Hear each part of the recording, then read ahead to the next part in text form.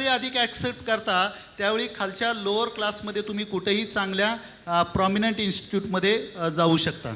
तर हे MPhil आणि PhDसाठी हे कोर्सेस आहेत, इन्स्टिट्यूट आहेत. त्याच पद्धतीनं चेन्नई मॅथमॅटिकल इन्स्टिट्यूट आहे. तुम्हाला माहिती आहे भारतामध्ये सगळ्यात प्रॉम्प्ट अशी ही संस्था आहे. इस्रो आहे, विविध युनिव्हर्सिटीज आहेत. या इस्रोच्या संदर्भात एक 4 दिवसापूर्वी इस्रोचा निकाल लागला. त्यामध्ये 2 मराठी मुलं आपणाला दिसून आली. त्यामध्ये या ठिकाणी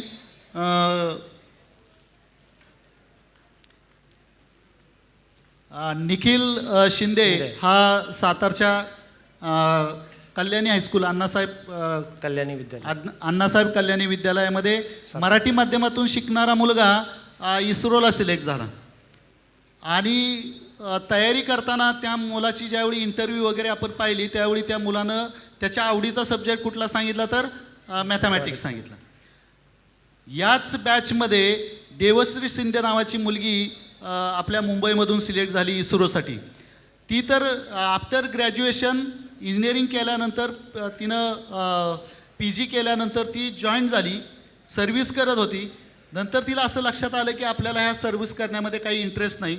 त्याच्यानंतर तिनं इस्रोची तयारी केली आणि ती इस्रोला सिलेक्ट झाली. आता अशा एकदा काय या इन्स्टिट्यूटमध्ये प्रवेश घेतल्यानंतर त्या मुलांचं करिअर आपोआपच अतिशय दर्जेदार असं करिअर त्यांचं होत असतं. आत्ता सरांनी सांगितलं की इस्रोमध्ये चांगल्या प्रकारे संधी आहेत. हे जे आहेत ते अपॉर्च्युनिटीज गव्हर्नमेंट ऑर्गनायझेशन्स आहेत. या ठिकाणी मुलांना ज्युनियर सायंटिस्ट आणि सिनियर सायंटिस्ट म्हणून त्या ठिकाणी अपॉर्च्युनिटी असते. पण त्या मुलांना सगळी जे काही पाहिजे ती मेहनती मुलं पाहिजेत, कष्टाळू मुलं पाहिजेत आणि वेळ देणारी पाहिजेत. आणि थोडंसं कदाचित कुटुंबापासून थोडंसं बाहेर पण राहावं लागतं याचा विचार करणारी मुलं पाहिजेत. आणि आपल्याला एक संशोधक वृत्ती त्यांच्यामध्ये दिसते आणि म्हणूनच ती इस्रोमध्ये जातात. अशी कितीतरी मुलं आहेत. यांचं जे प्रमाण आहे ते फार टॅलेंटेड मुलं एकदम जातात. DRDO आहे, defence research and development organisation, हे गव्हर्नमेंटचंच आहे. इथे सुद्धा मुलांना संधी चांगल्या प्रकारे असते. ते संशोधक म्हणून जात असतात. NIL आहे, नॅशनल ह्याच्यामध्ये ऑर्गनायझेशनमध्ये आहे. तर मॅथमॅटिक्सची मुलं या ठिकाणी जातात. स्पेस डिफेन्स आणि एरोनॉटिक्स इंजिनिअरिंग्स म्हणून त्या ठिकाणी मुलंही जात असतात. तर ह्या मुलांकडे हे स्किल चांगलं असतं म्हणून त्या ठिकाणी येतात. ह्या ज्या सीट्स असतात ह्या फार कमी असतात आणि त्यामुळे येणारी नॅशनल लेवलमधून म्हणजे पूर्ण भारतातून मुलं अर्ज करत असतात आणि त्याच्यातून ती क्रीम घेत असतात. आपल्या माहितीसाठी IITM नावाची संस्था पुण्यामध्ये पाषाण रोडला आहे की हवामान खात्याचं ऑफिस आहे. तर त्या ठिकाणी त्या मुलांना जे स्कॉलरशिप मिळते किंवा त्या ठिकाणी सिलेक्शन होतं ते 25 जागा आहेत फक्त. आणि ती मुलं संपूर्ण भारतातून ॲप्लिकेशन देत असतात. 25 जागेसाठी जर मुलं त्या ठिकाणी ट्रेनिंग घेत असतील किंवा त्या हवामान खात्यामध्ये जर आपण एक संधी ज्युनियर सायंटिस्ट आणि सिनियर सायंटिस्ट म्हणून काम करत असेल तर संख्या कमी असते परंतु खूप टॅलेंटेड मुलं असतात. मग अशा प्रकारे गणितामध्ये जाणारी मुलं यांना एक संधी उपलब्ध आहेत स्पेस डिफेन्स आणि एरोनॉटिक्स इंजिनिअरिंग्समध्ये. नेक्स्ट, काही अपॉर्च्युनिटीज प्रायव्हेट इंडस्ट्रीमध्ये सुद्धा मुलांना ज्या विद्यार्थ्यांचं मॅथमॅटिक्स चांगलं आहे अशा विद्यार्थ्यांना प्राप्त झालेले असतात. त्यामध्ये आपण पाहतो की IT कंपनीज असतील त्यामध्ये चांगल्या प्रकारचा ऑप्शन त्या ठिकाणी मुलांना आहे. त्यांची रिसर्च डिपार्टमेंट असतात प्रायव्हेट इन्स्टिट्यूटची आणि त्यामध्ये या विद्यार्थ्यांना चांगल्या संधी असतात. चांगला सॅलरी दिला जातो, प्लेसमेंट चांगल्या पद्धतीने मिळते आणि मुलं एका कंपनीतून दुसऱ्या कंपनीमध्ये जंप घेताना आपणाला हल्ली पाहायला मिळतात प्रायव्हेट सेक्टरमध्ये. तर ती अशी जंप का घेतात तर त्यांच्याकडे ती गुणवत्ता असते आणि गुणवत्ता असल्यामुळं ती प्रोग्रॅमिंग लँग्वेज असेल इतर क्रिटिकल काही ज्या असतील त्या बाबी लगेच ॲक्सेप्ट करतात. आणि म्हणजे जसं गव्हर्नमेंट सेक्टरमध्ये चांगल्या संधीज आहेत तशा प्रायव्हेट सेक्टरमध्ये सुद्धा अतिउच्च दर्जाच्या संधी या ठिकाणी या विद्यार्थ्यांना प्राप्त झालेल्या आहेत. या ठिकाणी प्रायव्हेट सेक्टरमध्ये बँक्स आहे, इन्शुरन्स आहेत. इथं सांगितल्याप्रमाणे की वेगवेगळी चांगल्या प्रकारची स्किल मुलांच्याकडे डेव्हलप झाली आणि क्रिटिकल बाबींवर सोल्युशन देण्याची संधी जर त्या मुलांनी निर्माण केली आणि अशा माध्यमातून या प्रायव्हेट इन्स्टिट्यूटमध्ये ते चांगले करिअर करू शकतील. बायोटेक हा नवीन आहे, बायोटेक, बायो इन्फॉर्मॅटिक्स आणि अशा संधी. सरांनी सांगितल्या पद्धतीनं पुण्यामध्ये अशा रिसर्च इन्स्टिट्यूट भरपूर आहेत जसं NCL असेल, बायो इन्फॉर्मॅटिक्सवर आहे.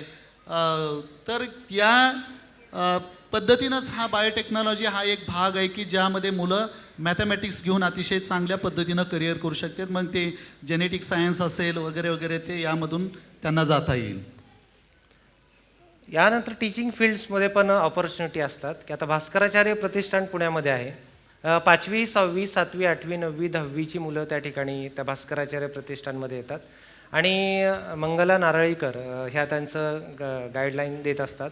हे विद्यापीठातले काही मॅथमॅटिशियन्स किंवा PhD झालेले जे लेक्चरर प्रोफेसर वगैरे आहेत तर त्या ठिकाणी त्यांना ही माहिती त्या ठिकाणी घेतात आणि मुलांना ज्यांचे 80% वर मार्क आहेत, हायर मॅथमॅटिक्स आहे, तर त्या मुलांची तयारी करून घेतात आणि मॅथमॅटिक्स ऑलिम्पॅडसाठी रिजन वाईज आणि नॅशनल लेवलपर्यंत तयारी करून घेतात. ती मुलं चांगल्या प्रकारे चमकत असतात.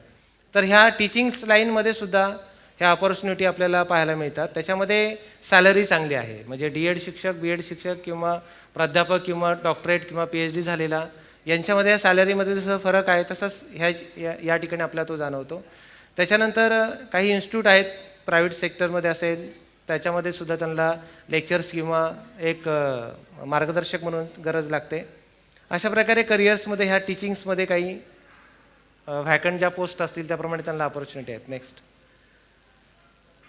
ऑपॉर्च्युनिटीज फील्ड टीचिंग फील्डमध्ये ह्या ज्या नॅशनल इन्स्टिट्यूट आहेत आत्ता मगाशी सांगितल्या त्या ठिकाणी सुद्धा PhD धारक जे डॉक्टरेट झालेले मुलं असतील मॅथ्समध्ये तर त्यांची गरज असते. DST आहे, डिपार्टमेंट ऑफ सायन्स टेक्नॉलॉजी, या ठिकाणी सुद्धा त्यांना जॉब त्या ठिकाणी असतो, ऑपॉर्च्युनिटी असते. इंडियन इन्स्टिट्यूट ऑफ टेक्नॉलॉजी IITsमध्ये सुद्धा मॅथमॅटिशियनची गरज असते, प्राध्यापक म्हणून त्या ठिकाणी काम करतात. त्याचबरोबर ते संशोधक म्हणून सुद्धा काम करत असतात. IISc Indian institute of science या ठिकाणी सुद्धा त्यांना ऑपॉर्च्युनिटी असते. म्हणजे ह्या संधी त्यांना उपलब्ध असतात.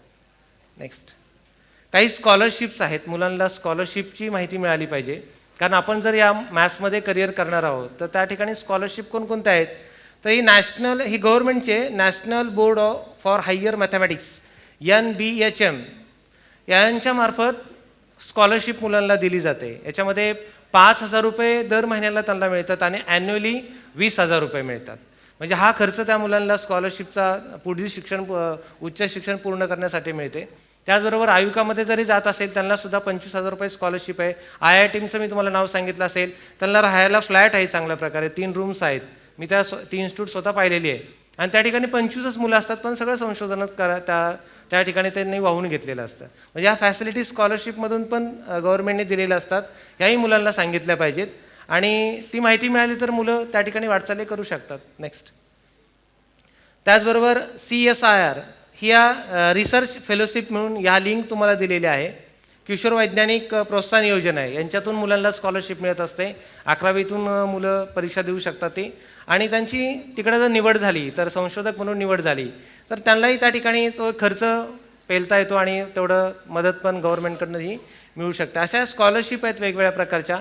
जशा आपली 5वीची स्कॉलरशिप आहे, 8वीची स्कॉलरशिप आहे, 10वीची स्कॉलरशिप आहे, तसेच या स्कॉलरशिप आहेत आणि त्या मुलांना पुढे नेत असतात आणि त्यांची चांगली गणितामध्ये तयारी करून याही पुढे त्यांना गणितातून स्कॉलरशिप या मिळत असतात. नेक्स्ट काही प्रायव्हेट सेक्टरमध्ये पण स्कॉलरशिप देत असतात. वेगळे इन्स्टिट्यूट असतात, ऑर्गनायझेशन असतात, त्या परीक्षा घेतात आणि त्यांनाही स्कॉलरशिप त्या मुलांना देत असतात.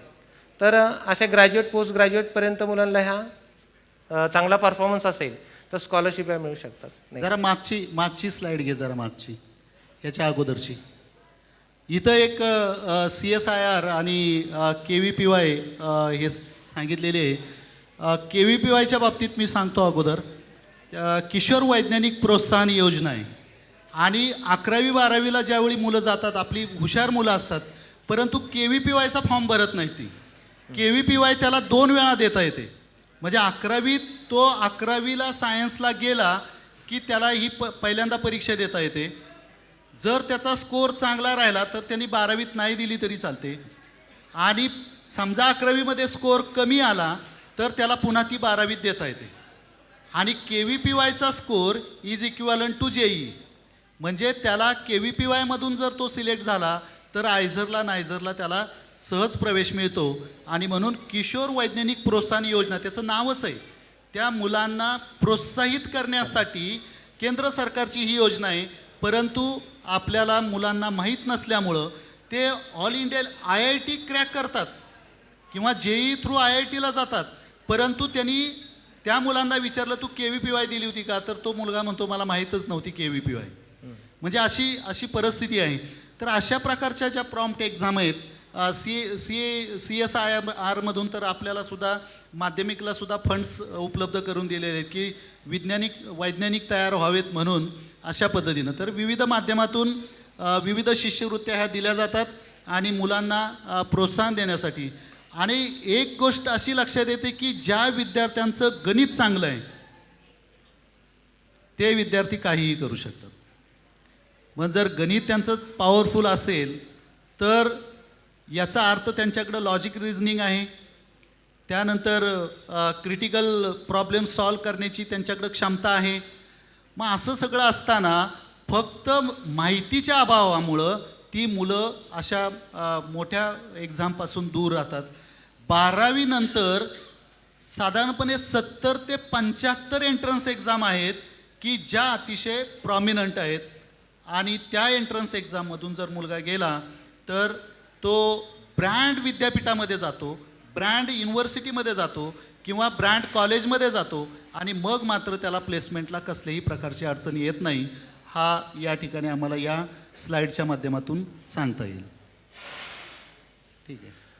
या ठिकाणी गणितामधील करिअर्स आणि या संदर्भातली खूप माहिती तुम्हाला पोहोचवण्याचा आम्ही प्रयत्न केलेला आहे. ही माहिती मुलांपर्यंत पोहोचवावी. नाहीतर काय झालं, आत्तापर्यंत मुलांना माहिती नसतं. मग असं म्हणावंसं वाटतं कधी कधी, इंतजार करने वालों को सिर्फ उतना ही मिलता है, इंतजार करने वालों को सिर्फ उतना ही मिलता है जितने कोशिश करने वाले छोड़ देते. म्हणजे त्या मुलांना ह्या सगळ्या इन्स्टिट्यूट तुम्ही सांगा आणि या संधी आहेत, उपलब्ध आहेत आणि मुलांचं करिअर घडवण्यामध्ये तुमचा एक हातभार लागू शकते. आता एक आकाशवाणी झाली, मागे भांडणं चालू आहे तिथे जोरात, 2 व्यक्ती बसलेत मागे. तुम्ही पाहिले का? तुम्ही सगळ्यांचं लक्ष माझ्याकडे आहे. मागच्या बाकावर 2 खुर्च्यांमध्ये 2 व्यक्ती बसलेले आहेत, जोरात भांडणं चालू आहेत. आणि भांडणं चालू अशी होती की या ठिकाणी हे 2 वक्ते आहेत, काहीतरी सांगतायत आणि त्यांची भांडणं सुरू झाली होती. पण त्या इतरांचं लक्ष नव्हतं, कारण सगळे लोकांचं लक्ष माझ्याकडे होतं. त्या व्यक्तींचं भांडण असं होतं की गणित अध्यापक महामंडळ यांनी कार्यशाळा सुरू केलेली आहे, मुलांचं करिअर घडवण्यामध्ये सर्वात श्रेष्ठ आम्ही 2 जणच आहोत, मागे बसलेले आहेत, हे बाकीचे कोणच उपयोगाचे नाहीत. दोघांचं भांडण असं झालं. त्या व्यक्तींचं नाव काय होतं माहिती आहे?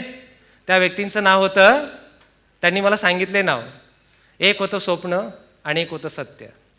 जोरदार भांडण झालं की मुलांचं करिअर घडवण्यामध्ये सर्वात मी श्रेष्ठ आहे. स्वप्न म्हणत होतं तू खोटं बोलतोय, मुलांचं करिअर घडवण्यामध्ये सर्वात श्रेष्ठ मी आहे. आणि सत्य म्हणत होतं हा खोटं सांगतोय, कुठे पाडून ठेवतो. सत्य म्हणत होतं की मुलांचं करिअर घडवण्यामध्ये सर्वात श्रेष्ठ मी आहे. भांडण काही मिटाना आणि शेवटी काय केलं, ते भांडण मिटवण्यासाठी गणित अध्यापक महामंडळाचे अध्यक्ष उपाध्यक्ष सगळ्यांकडे गेले ते, पण त्यांचं काय भांडण मिटत नव्हतं. शेवटी पार मंत्रालयात वगैरे सगळीकडे जाऊन आले, त्यांचं तरी भांडण मिटत नव्हतं. शेवटी ते आपले मानसपिता ब्रह्मदेवाकडे गेले आणि त्यांनी सांगितलं की आमचा असा वाद सुरू झालेला आहे, या मुलांचं करिअर घडवण्यामध्ये सर्वात श्रेष्ठ कोण आहे. तेव्हा पाहत होते की त्यांना सांगितलं आणि तुम्ही पृथ्वी तलावर जा, ज्याचे हात आकाशाला टेकले असतील आणि पाय जमिनीवर असतील तो मुलांचं करिअर घडवण्यामध्ये सर्वात श्रेष्ठ असेल. म्हणून ते दोघंही खाली आले, स्वप्न आणि सत्य दोघंही खाली आले आणि सांगितलं, प्रयत्न करू लागले की पहिल्यांदा स्वप्नाने उडी मारली, उडी मारल्यानंतर टुनकन उडी मारल्याबरोबर हात आकाशाला टेकले होते आणि खाली वाकून पाहत होतं काय, पाय जमिनीवर नव्हते. त्याच वेळेस सत्य सुद्धा प्रयत्न करत होतं की मुलांचं करिअर घडवण्यामध्ये सर्वात मी श्रेष्ठ आहे. उड्या मारत होतं पण पुन्हा ते खाली येत होतं, वर पाहत होतं, हात त्याच्या आकाशाला टेकत नव्हते, परंतु पाय मात्र जमिनीवर होते. पुन्हा या दोघांनी दिवसभर प्रयत्न केला. सायंकाळच्या वेळेस अंधार पडल्यानंतर पुन्हा ते आपल्या मानसपिता ब्रह्मदेवाकडे गेले आणि त्यांनी सांगितले की आमचे प्रयत्न संपलेले आहेत. मग त्यावेळेस त्यांनी एक उत्तर दिलं, फार सुंदर दिलं, मुलांचं करिअर घडवण्यामध्ये तुम्ही दोघेही श्रेष्ठ आहात. जेव्हा स्वप्न सत्याच्या खांद्यावर उभं राहील त्यावेळेस त्याचे हात आकाशाला टेकलेले असतील आणि पाय जमिनीवर असतील. म्हणजे मुलांना वास्तव स्थिती पण सांगा, वस्तुस्थिती सांगा, सत्यता सांगा, त्यांच्या ॲबिलिटी सांगा, त्यांना स्वप्न द्या. आणि गणिताच्या शिक्षकांनी, प्रत्येक शिक्षकांनी आपल्या मुलांना मोटिवेशन करण्याचा प्रयत्न करा, प्रेरणा देण्याचा प्रयत्न करा. आणि मुलांचं करिअर घडवण्यामध्ये तुम्ही सगळे रामानुजन आहात, तुम्ही सगळे आर्यभट्ट आहात, तुम्ही सगळे भास्कराचार्य आहात, हे प्रत्येकामध्ये दडलेले आहेत, ते जागृत